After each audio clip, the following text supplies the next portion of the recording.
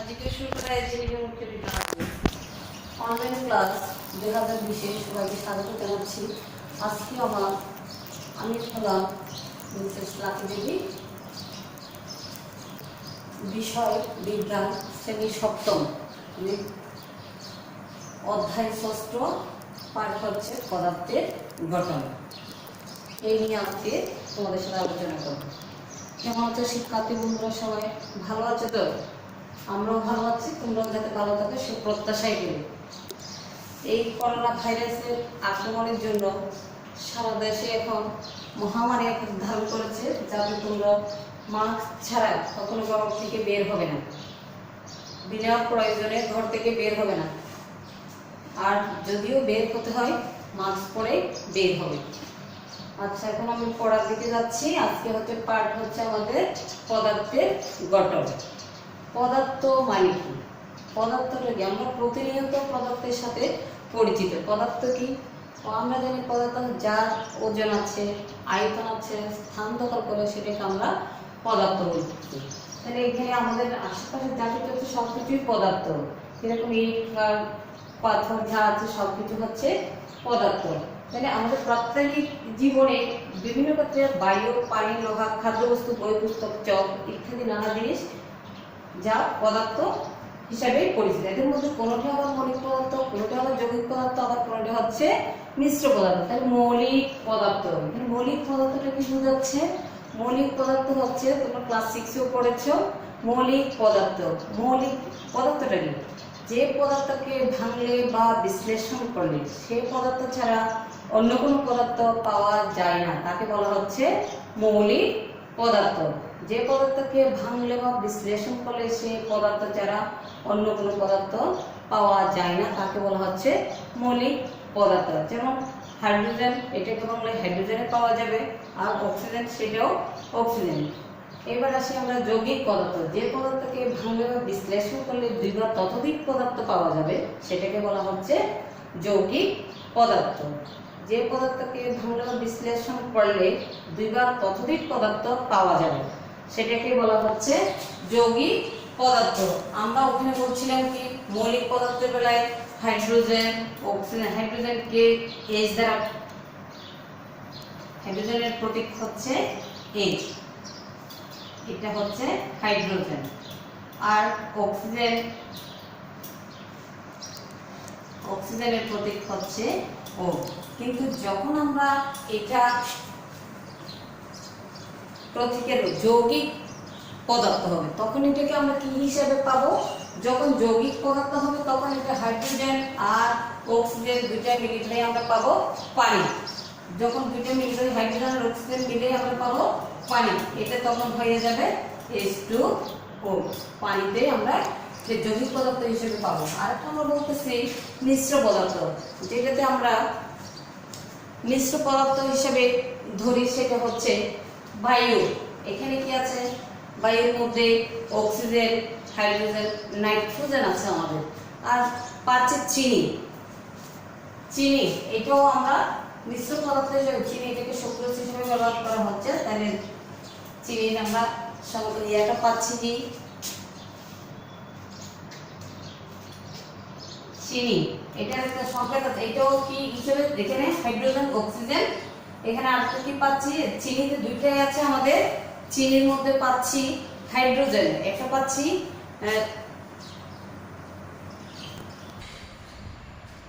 ঠিক আছে। আমরা বললাম যে মিশ্র পদার্থ। মিশ্র পদার্থের মধ্যে চিনির নাম বললাম, চিনি হচ্ছে, চিনির সংখ্যাটা কি? C12H32O11। আর আমরা যে খাওয়া লবণ খাচ্ছি সেখানে পাচ্ছি সোডিয়াম আর ক্লোরিন।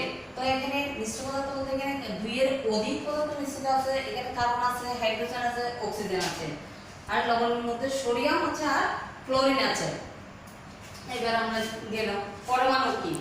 পরমাণু কি? পদার্থের ক্ষুদ্রতম কণাকে বলা হচ্ছে পরমাণু, বা এটাকে অ্যাটম বলে। অ্যাটম কথাটি আসছে গ্রিক শব্দ অ্যাটমস থেকে, যার অর্থ হচ্ছে অবিভাজ্য, বা এটাকে কি আর যা আর ভাঙা যাবে না, এই পরমাণু। তারপর আসছে অণু। অণু কি? দুই বা ততোধিক পরমাণু পরস্পরের সাথে যুক্ত হয়ে অণু গঠন করে।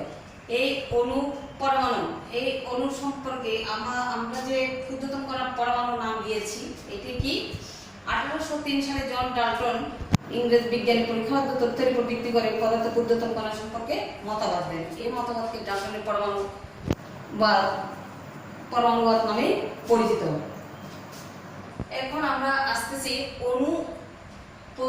অণু কি পড়লাম। দুই বা ততোধিক পরমাণু, দুই বা ততোধিক পরমাণু পরস্পরের সাথে যুক্ত হয়ে অণু গঠন করে। প্রতীক, আমরা আজকে পড়ব প্রতীক এবং সংকেত থেকে। প্রতীকটা কি? কোনো মৌলের পুরো নামের সংক্ষিপ্ত প্রকাশকে বলা হচ্ছে ওই মৌলের প্রতীক। আর সংকেতটা হচ্ছে কি কোনো মৌল বা যৌগের অণুর সংক্ষিপ্ত রূপ। কোন পরমাণু আচ্ছা, পরমাণু প্রতীক। আমরা ভিন্ন ভিন্ন মৌলের পরমাণু ভিন্ন ভিন্ন হয়।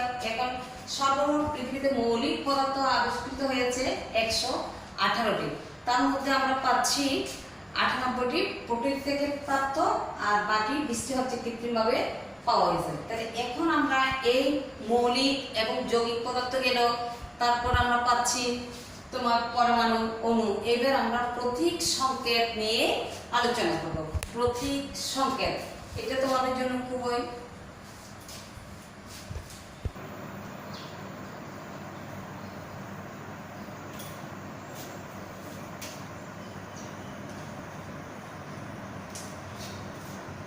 প্রতীক সাধারণত ল্যাটিন, গ্রিক বা ইংরেজি নামের একটি বা দুটি আক্ষর দ্বারা প্রকাশ করা হয়। আর যদি এখানে একই নামের দুটি হয়, তাহলে প্রথমটা বড় হাতের অক্ষরে এবং ছোটটা দ্বিতীয়টা ছোট হাতের অক্ষরে লিখা হয়। তাহলে পরমাণু প্রতীক এখানে আমরা যদি বলি হাইড্রোজেন, হাইড্রোজেন, তাহলে হাইড্রোজেন পরমাণু, এখানে এর প্রতীক হচ্ছে H, এর নাম হচ্ছে এখানে ইংরেজিতে হাইড্রোজেন।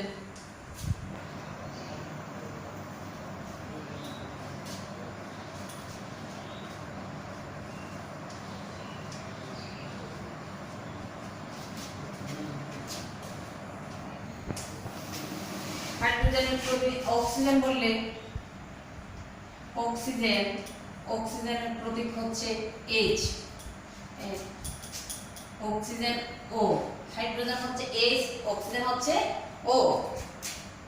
নাইট্রোজেন, যখন নাইট্রোজেন বলা হবে তখন নাইট্রোজেনের, যখন নাইট্রোজেন বলবো তখন নাইট্রোজেনের প্রতীক ইংরেজিতে এখানে নাম লিখা হবে নাইট্রোজেন, আর এখানে ইংরেজিতে অক্সিজেনটা বানান করে লেখা হবে, আর এখানে নাইট্রোজেন হচ্ছে N, এখানে নাইট্রোজেন বানান। তাহলে এখানে হাইড্রোজেন, অক্সিজেন, হাইড্রোজেনের প্রতীক হচ্ছে H, অক্সিজেনের প্রতীক হচ্ছে O, নাইট্রোজেনের প্রতীক হচ্ছে N। যখন আমি উপরে বলছি গ্রিক শব্দ নামের একটি বা দুটি, প্রথমে এই নামগুলো একটি একটি পাওয়া যাচ্ছে। যখন সোডিয়াম বলা হবে, সোডিয়াম, সোডিয়াম যখন বলা হবে তখন প্রথম অক্ষর বড় হাতে এবং দ্বিতীয়টা ছোট হাতে, সোডিয়াম। যখন বোরন বলা হবে, বোরন, বি। যখন বেরিলিয়াম বলা হবে, বেরিলিয়াম।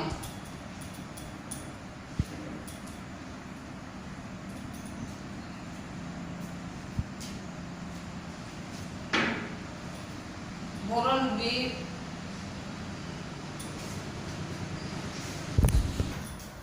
তাহলে আমরা এখানে পাচ্ছি কি হাইড্রোজেন H, এর হাইড্রোজেন থেকে পাচ্ছি oxygen O, nitrogen N, sodium N A, boron B, beryllium B E। তাহলে আমরা এখানে সোডিয়ামের বেলায় পাচ্ছি, নাইট্রোজেনের বেলায় পাচ্ছি একটা N, আর যখন সোডিয়ামের বেলায় যাব তখন সোডিয়াম বড় হাতের উপর প্রথমটা N, দ্বিতীয় অক্ষরে হচ্ছে ছোট হাতের A, আর বোরনের বেলায় B, আর বেরিলিয়ামের বেলায় আসছে B E। আয়রন, তারপর পাচ্ছি আমরা আয়রন মানে লোহা, আয়রন, তাও পাচ্ছি কি F E। এইভাবেই আমরা প্রতীকগুলো পাচ্ছি, পরমাণুর নাম এবং প্রতীক এইগুলাই আমরা পাচ্ছি। হচ্ছে পরমাণু, ওখানে প্রথমে পাচ্ছি আমি হাইড্রোজেন,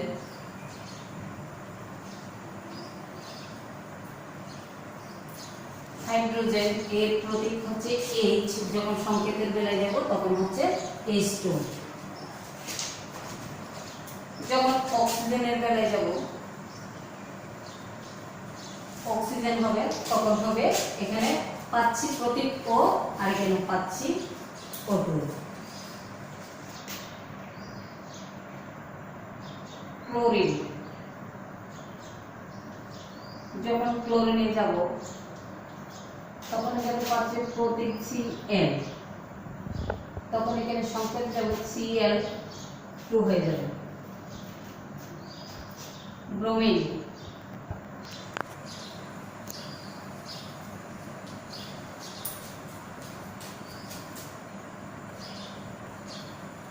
B, এখানে B2।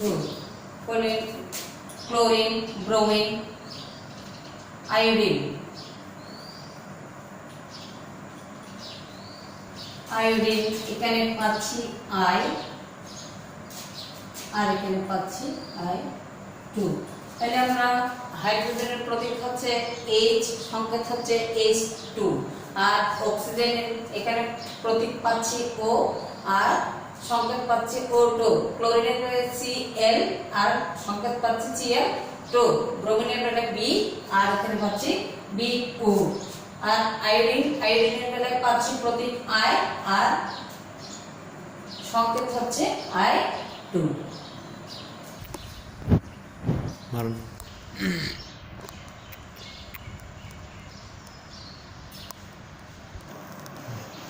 তাহলে আমরা এখানে আরেকটা ধরলাম যৌগের নাম আর একটা হচ্ছে সংকেত। তাহলে সোডিয়াম ক্লোরাইড, আমরা যেটা খাবার লবণ হিসেবে প্রথমে বললাম, সোডিয়াম ক্লোরাইড এর সংকেত হচ্ছে NaCl, আর ক্যালসিয়াম অক্সাইড হচ্ছে CaO।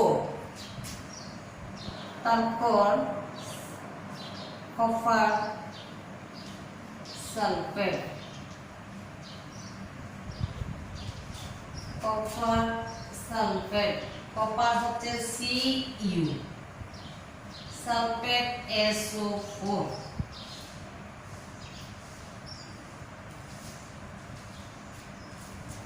Potassium iodide, potassium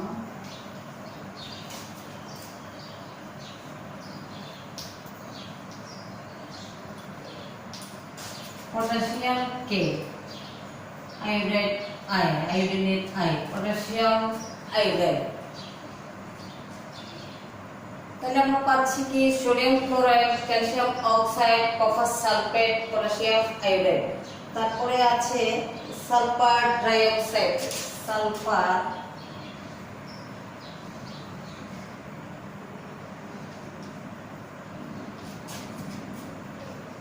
die oxide.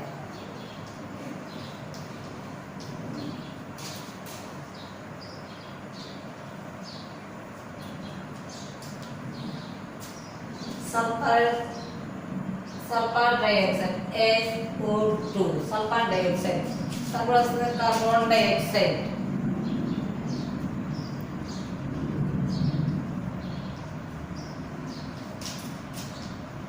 Carbon dioxide.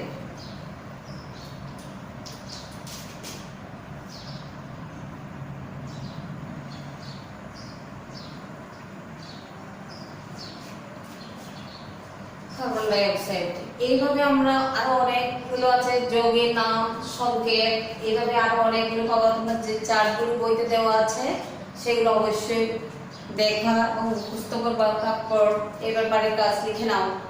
তোমাদের জন্য বাড়ির কাজ হলো এই চ্যাপ্টারে প্রতীক, সংকেত, যা যা আছে প্রতীক এবং সংকেতের মধ্যে পার্থক্য, অনুপরমাণুর মধ্যে পার্থক্য, আর তোমাদের এই চার্টগুলো যেগুলো আছে তোমাদের উপরে ক্লাসরুম লাগবে, এগুলো অবশ্যই ভালো করে দেখে নেবে। এগুলো বাড়ির কাজের কাছে শিখবে এবং শিখে এগুলো খাতায় লিখবে, তুলবে, বাড়ির কাজের খাতায় এগুলো তুলে নেবে। ধন্যবাদ সবাইকে, আজকের মতো বিদায়।